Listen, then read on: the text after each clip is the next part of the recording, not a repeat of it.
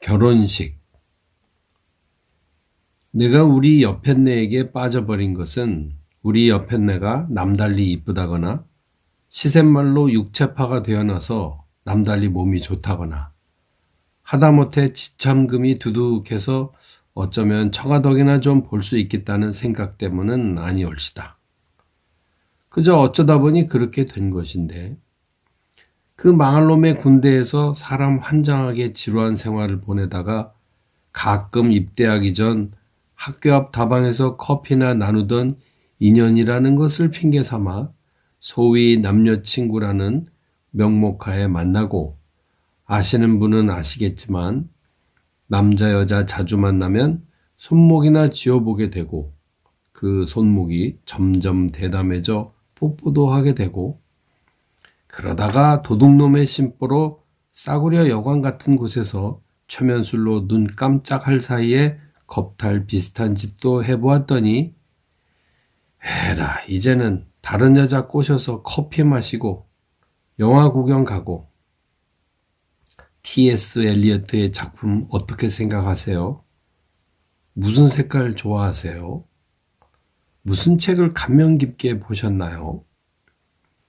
영화배우 누구를 좋아하세요? 하는 식의 과정이 귀찮아져서 억울하지만 대강 이 정도의 여자면 괜찮겠다 싶어 그럼 어디 한번 사랑이라는 것을 해볼까 결심해서 그러다가 소위 부부가 되어버린 것이올지다. 사실 여자란 남자에게 가택수색 당하고 불법 침입 당하면 몸도 마음도 시들어 이제는 다른 남자 앞에서 생처녀 행세한들 누가 믿어주거나 속아주지 않을 것이 뻔하기 때문에 우리 여편네는 필사적으로 내게 매달린 것이올시다. 내가 비록 잘생기지 못했고 키까지 작고 돈도 없고 부모 덕도 없는 자식이지만 사람이야 틀림없이 그야말로 똑똑한 똘똘이 정도는 되어 보이는 사람이니까 나한테 달라붙는다고 해서 믿져야 본전은 되지 않겠느냐는 말입니다.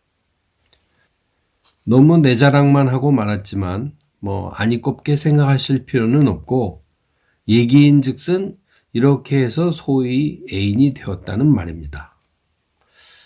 그러나 처음 몇 달간은 눈이 벌게져서 반찬 투정하는 아이처럼 만나면 반말이나 하려고 입 바른 소리로 나는 너를 사랑한다, 나는 너를 좋아한다 하고 부도수표를 남발하였지만 실상 서너 달 만나고 나니 공연히 짜증이 나고 공연히 이 여자한테 물렸구나 하는 생각이 들고 길거리에 다른 여자들이 너무나 예뻐 보였고, 그래서 에라 좀 미안한 얘기이지만 미친 척하고 우리 헤어지자 하는 절교의 선언을 해버리고 말까 하고도 생각했었습니다.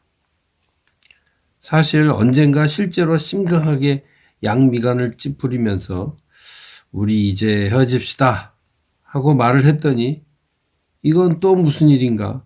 여편네는 자존심이고 나발이고 다 팽개치고 눈물 뚝뚝 흘리더니 길거리에서 10년 전에 갯돈 떼먹고 도망간 빚쟁이 만난 것처럼 나를 붙들고 그럼 나는 죽어요. 아시겠어요? 그럼 나는 타락한단 말이에요. 하고 반공갈적인 협박을 했다는 말입니다. 나는 이런 돌발한 태도에 혼이 나가서 아니다. 어디 농담 한번 해보았다. 내가 어떻게 너를 버릴 수 있는가 하고 무마를 시켰건만 그날 밤 집에 돌아와서 생각하니 이 큰일 났다 이거. 물려도 되게 물렸다. 빼도 박도 못하겠다. 젊은 나이에 26이란 젊은 나이에 이게 무슨 꼴이람. 한심스러워 애꿎은 담배나 한갑 피워댔던 것입니다.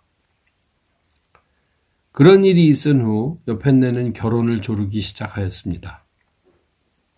저 자식이 평소에 봐도 남봉끼는 있는 편이고 자칫 내버려 두다간 어디론가 도망쳐버릴지 모르니 아예 결혼이라는 그물로 묶어두겠다고 이를 악물었던 모양입니다. 그러나 결혼이라는 것이 어디 불알 두 쪽 가지고 되는 것입니까? 군대에서 제대하고 학교에 복귀한 대학교 3학년 학생인 주제에 셰익스피어의 한여름밤의 꿈이나 배우고 교수 찾아다니면서 늙은 학생 행세하며 학점 9걸이나 해대는 내가 결혼이라니. 마른 하늘의 날벼락이지 그게 될 법이나 한 소리입니까? 물론 나는 소설을 쓴다고 하지만 그게 밥벌이 되는 것도 아니고 내가 가지고 있는 것이란 책 몇 권, 란닝샤스 2벌, 무명 팬티 3벌, 형이 입던 옷 브라바다 입고 다니던 낡은 신사복 1벌 따위로 결혼식이라니 될 법이나 한 소리입니까? 나는 여편네에게서 그런 제안을 들었을 때 눈앞이 캄캄하였습니다. 아, 이게 무슨 소리냐? 무슨 개수작이야? 응? 일생일대에 딱 한 번 있는 결혼식이 무슨 주택복권 사는 일인지 아느냐고 하고 타이르는 식의 말을 했더니 여편네는 무슨 생각에서인지 해버리자는 것입니다. 그동안 취직해서 10만 원 적금 들어놓은 게 있으니까 그것으로 해버리자는 것입니다. 나는 곰곰이 생각하였습니다. 뭐 석 달 열흘은 아니지만 일주일 밤낮을 궁리궁리 하였습니다. 그러다가 중대한 단안을 내렸습니다. 매도 먼저 맞는 게 낫다고 아무래도 살다 보면 해야 할 것인데 해버리고 말자고 결심했던 것입니다. 물론 나는 친구들의 결혼식이나 친척들의 결혼식에 참가해 본 적이 있습니다. 그러나 면사포 쓴 신부와 갓 면도에서 어딘지 이발관 면도사처럼 보이는 신랑이 웨딩 마치에 맞추어 결혼식을 올리는 것이 내게는 참 요원한 것처럼 생각이 들었습니다. 마치 강 건너 불 보듯이 생각이 들었던 것입니다. 그러나 막상 그것이 나의 문제로 다가왔을 때 나는 당황하지 않을 수 없었던 것입니다. 그러나 이제 더 기다려 본댔자 어디 부잣집 무남 동료가 생길 처지도 아니고 그러니까 이런 기회에 얼렁뚱땅 해치운 게 낫지 않겠나 하는 생각도 들었던 것입니다. 그래서 나는 집안 식구들 모인 자리에서 밥을 먹다 말고 지나가는 말 비슷하게 타진해 보았습니다. 그러자 다들 이게 무슨 꿩 구워 먹는 소리냐는 식의 놀란 눈으로 나를 쳐다보았습니다. 너 미쳤냐? 어머니가 틀니를 오물대면서 물으셨습니다. 너 돌았니? 이건 형의 말씀. 형 어디 불편한 거 아니오? 이건 동생의 말이었습니다. 아닙니다.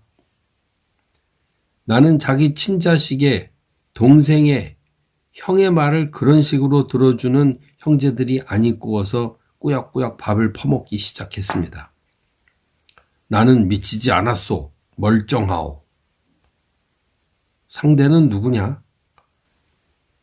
어머니가 미친 소리이긴 하지만 자식 입에서 아닌 밤중에 홍두깨격으로 결혼 얘기가 나오니 기특도 해보였고 또 잘하면 며느리 하나 데려다 밥 짓게 하고 시장 보내고 저 자식 꼬리내 나는 양말 대충 빨게 하면 어쩌면 손해는 아닐 것이다 하고 생각하셨는지 조심스럽게 전당포 주인처럼 물었습니다. 나는 더듬더듬 미사욕구를 동원하여 여편네 자랑을 시작하였습니다. 이야, 너 해치웠구나? 해치웠어. 얘기를 다 듣고 나시더니 어머니가 점쟁이 같은 결론을 내리셨습니다. 지금 임신한 모양이구나. 예? 나는 놀라서 반문했습니다. 그렇지 않다면 네가 그렇게 서두를 리 없지 않니? 나는 어안이 벙벙해서 대꾸할 말을 잊었습니다. 그러자 형이 한마디 했습니다. 그래, 니놈이 결혼한다고 치자. 그렇지만 도대체 뭘 먹고 살 작정이냐? 형은 나이 먹은 사람 특유의 신중론과 경제이론을 얘기하기 시작했습니다. 알다시피 우리 집은 네가 장가 간다고 해서 뭘 해준다거나 남들처럼 뚝 떼어줄 돈도 없어. 각오했습니다. 나는 내친 걸음이라 신병처럼 큰 소리로 부르짖었습니다. 아무것도 필요 없습니다. 결혼식을 올리고 나서 먹고 살 게 없으면 가정교사를 하겠습니다. 그저 밑진 셈 치고 20만 원만 만들어 주셔. 그거야 나 장가 보내지 않더라도 매일 용돈 주는 액수와 같지 않습니까? 아랫방에 세 주고 20만 원만 적선하시오. 미쳤군. 어머니가 말씀하셨습니다. 아까운 나이에 미쳤어. 난 미치지 않았소. 나는 항의하였습니다. 정신이 멀쩡합니다. 남자애들은 저래요. 응? 키워만 놓으면 저런 식으로 나온다니까. 응? 그건 그렇고 네 색식감 얼굴이라도 봐야 할 게 아니냐? 좋습니다. 내일 데리고 오겠습니다. 다음날 나는 여편네를 만나서 우리 오마니가 너를 보겠다는 것을 얘기했습니다. 그래서 여편네는 얼굴이 파랗게 질렸습니다. 장래 시어머니 될 사람이 아련을 하겠다니 겁에 질리기도 하련마는 아내는 그보다도 노인네 같은 사람 앞에서 잘 보이는 스타일이 아닌 자신을 잘 알고 있었기 때문입니다.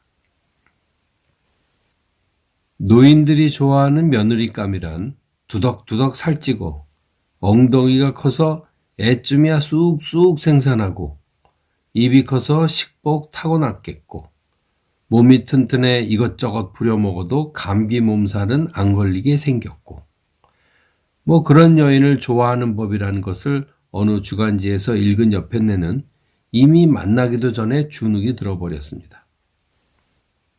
그러나 어쨌든 간에 아무래도 언젠가는 어머니나 집안 식구들에게 선을 보여야 하는 것이기 때문에 여편네는 미장원에 간다 어쩐다 수선을 떨기 시작했습니다. 그리고 어머니가 좋아하는 중국 과자까지 사들고 우리 집으로 향하였습니다.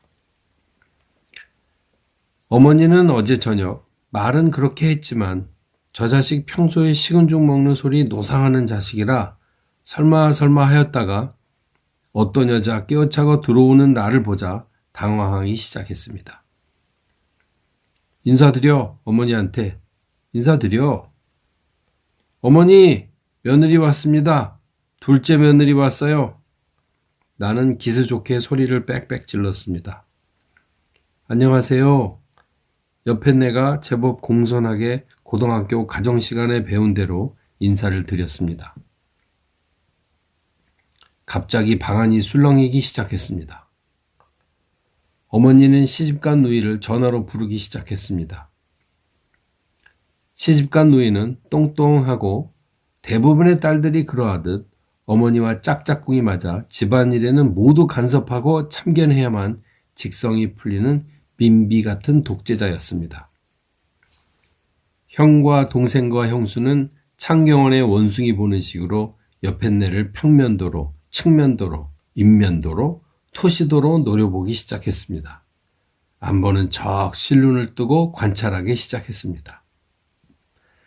가난한 우리 집 사람들은 물건 하나 사려면 시장을 한 바퀴나 도는 버릇이 있는데 그렇게 산 물건이라도 어딘가엔 치명적인 약점이 있던 경험이 있었으므로 혹 이 여자가 첫눈엔 쓸만하지만 실은 어딘가 결점이 있는 게 아닌가 하며 전당포 주인처럼 물건값을 매기고 있었습니다. 거기에다 시집간 누이가 오자 이 집 수색 작전은 가열되었습니다. 누이는 여편네의 걸음걸이를 시험해 보기 위해서 부엌에 나가서 물 한 그릇 떠오라고 명령했습니다. 혹시 안짱다리가 아닌가 어쩐가 보려는 듯 말입니다. 동생은 여편네를 장래 형수님으로 가끔 용돈 탈 수 있게 길들이기 위해서 천연스럽게 위험을 가장하고 있었습니다. 단지 형수만이 자기의 동석감이 나왔으므로 싱글벙글 웃으며 신바람이 나 있었습니다. 이 회견이 끝나고 여편네를 집에 가는 버스 정류장까지 바래다 주고 오자 집안에 다들 모여서 나를 기다리고 있었습니다. 역적모의하는 몰입애들처럼 안방에 자리 깔고 앉아서 내가 들어가자 한마디 말도 없이 적대시하였습니다. 어때요? 괜찮죠? 괜찮죠? 좋아하네. 동생이 한마디 했습니다. 예, 틀렸다. 어머니가 중대 발언을 하셨습니다. 언제 오셨는지 매형까지 와서 앉아 계셨습니다. 넌 어떻게 생각하니? 어머니가 누이를 돌아보셨습니다. 틀렸어.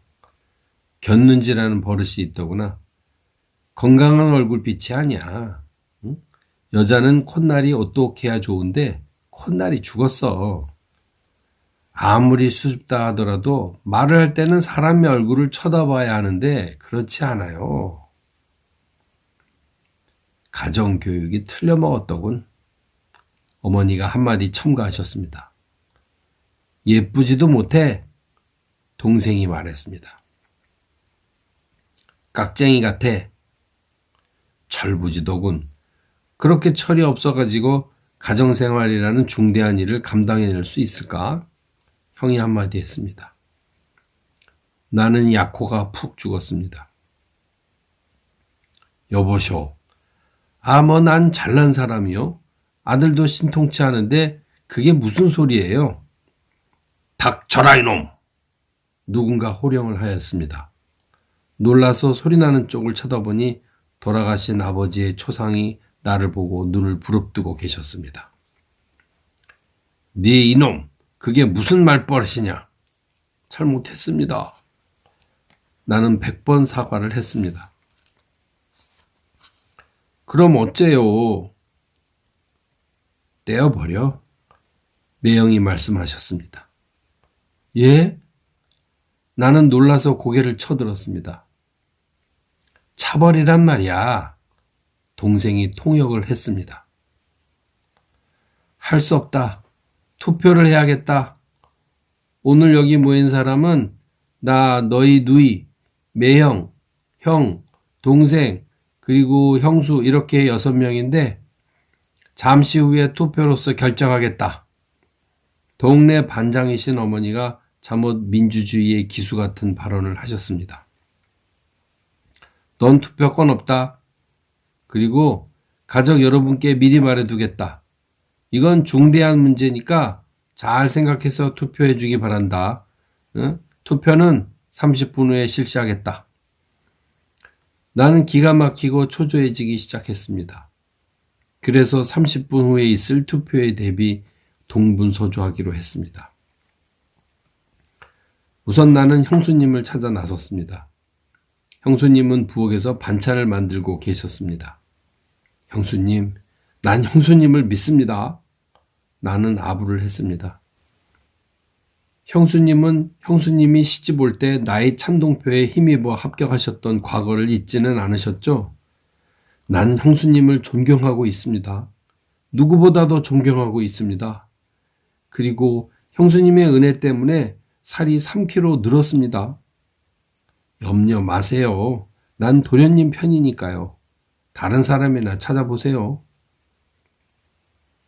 나는 기뻐서 형수님의 얼굴에 키스를 하려고 했는데 문득 이 여자는 형 옆했내지 내 옆했내가 아니므로 그따위 짓을 해서는 안 될 것 같아 그냥 인사만 드리고 동생을 찾아갔습니다. 동생은 자기 방에서 기타를 두드리고 있었습니다. 봐줘 임마, 봐줘. 안 되겠다면? 야 임마, 이 다음에 너 장가 갈 때 봐줄게. 잘 봐주라. 안 되겠다면? 이 새끼가 나는 주먹으로 한 대 때릴 것처럼 흥분했습니다. 그러나 들었던 주먹을 놓으면서 이래서는 안 되지. 이렇게 흥분할 때가 아니지. 이 자식도 엄연한 참정권이 있으니까 하고 마음을 진정하였습니다.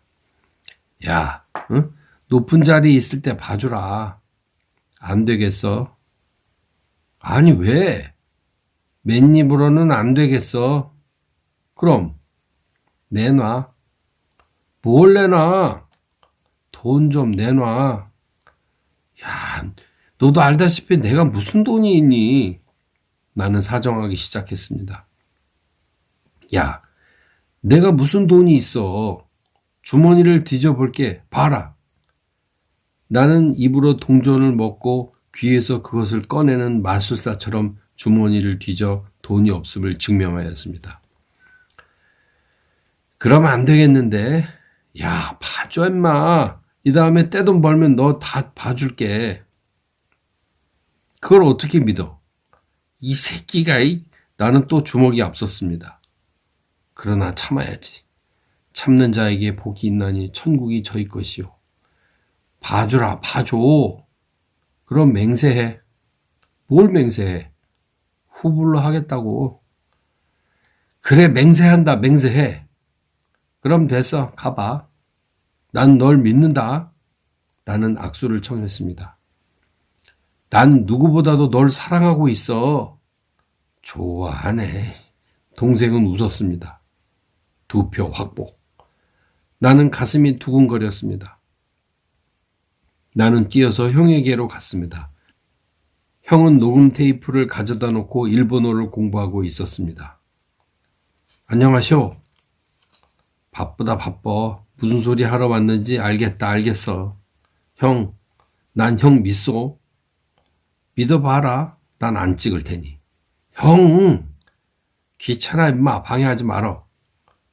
형, 이 자식이 귀찮대도. 형은 내 은덕 잊었어? 형이 결혼할 때 내가 찍은 한 표 때문에 과반수 넘는 것을 잊었어? 안 잊었다.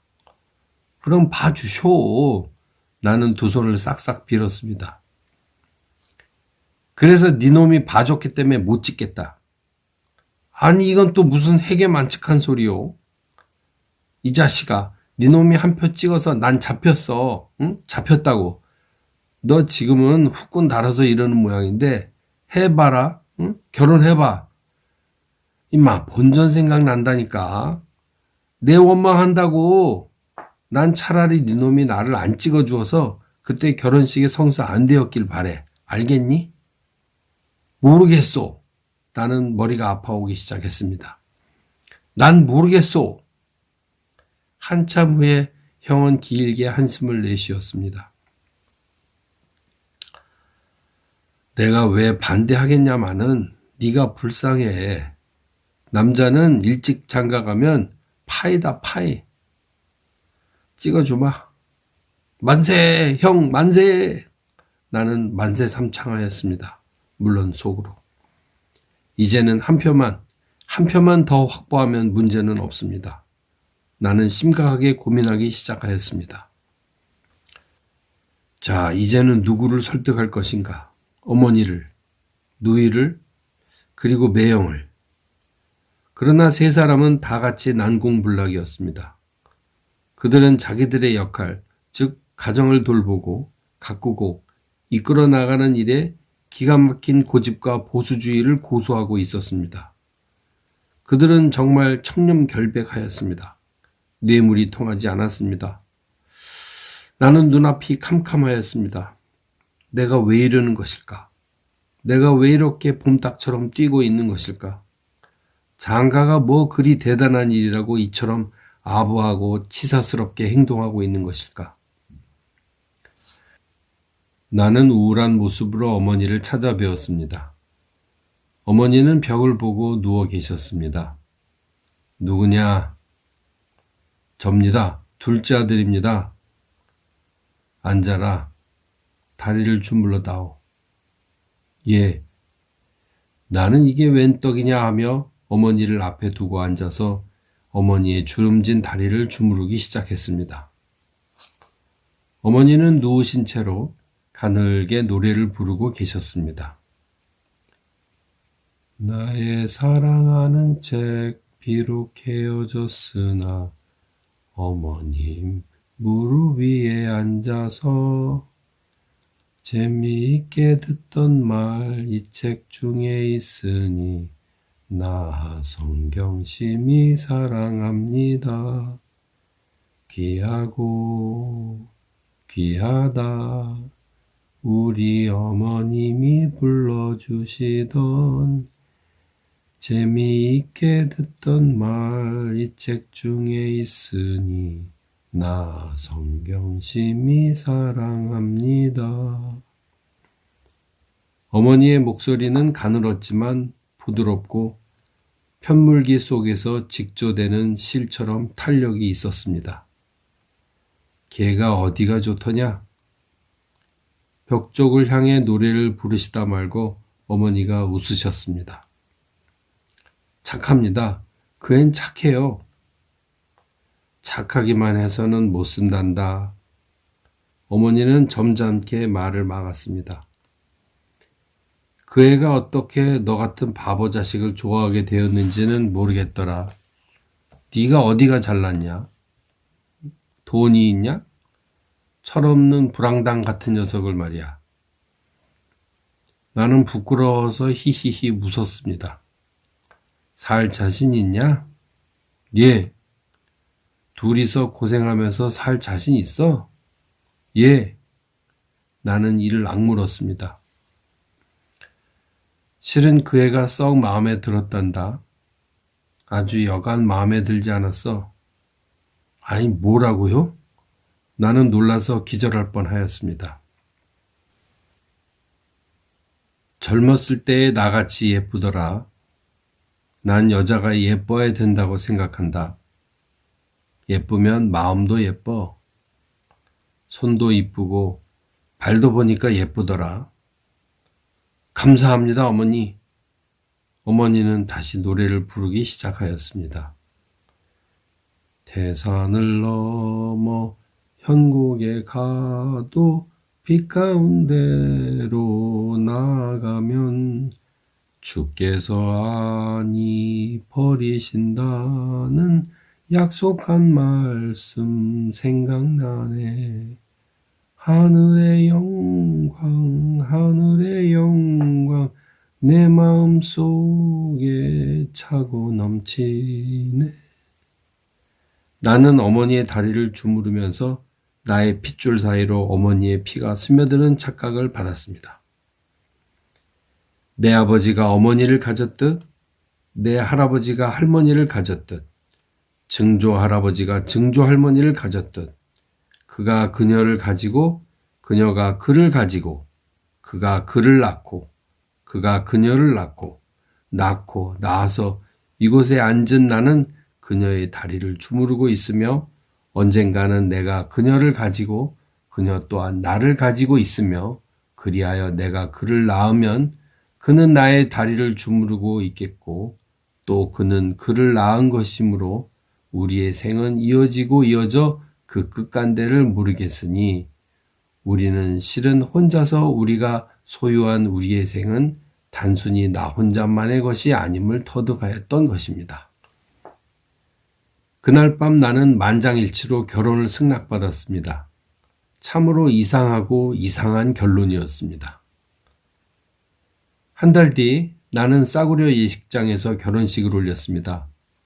가장 싸구려 선물용 플라스틱 세트를 구비하고 축의금을 받아서 식장비를 내고 존경하는 선생님을 주례로 모시고 결혼식을 올렸습니다. 난생 처음 머리를 가리맡하고 기름까지 바르고 신부 측에서 얻어 입은 제일모직 양복을 입고 손에 모범 운전사처럼 흰 장갑까지 끼고 엄숙하게 결혼식을 진행하였습니다. 신부는 식장에서 빌린 때 묻은 드레스를 입고 인근 미장원에서 신부 화장을 하고 결사적으로 예뻐야겠다는 식으로 만면에 웃음까지 띄우고 아주 여유 있게 웃었습니다. 나는 그날 감기에 걸려 기침을 하면서 생전 처음 연습도 못한 결혼식을 별 큰 실수 없이 치르고 말았습니다. 식이 끝나고 형 친구에게 빌린 차에 올라타고서야 나는 긴장이 풀려 이제 결혼식을 올렸어 하는 실감이 들고 뭔가 진짜 어른이 되었으니 어딘가 달라져야 되는데 일테면 머리를 상토 틀어 올리거나 키가 부쩍 크는 식으로 만져서 확인할 수 있는 뚜렷한 차이가 있어야 할 텐데 그냥 아무것도 달라진 게 없었으므로 이게 결혼식인가? 남들이 하고 싶어하는 결혼식인가? 어쩐지 씁쓸하고 우울해서 달리는 신혼차를 세우고 소변 보러 가는 척 어디론가 도망가서 숨어버리고 싶었던 것입니다.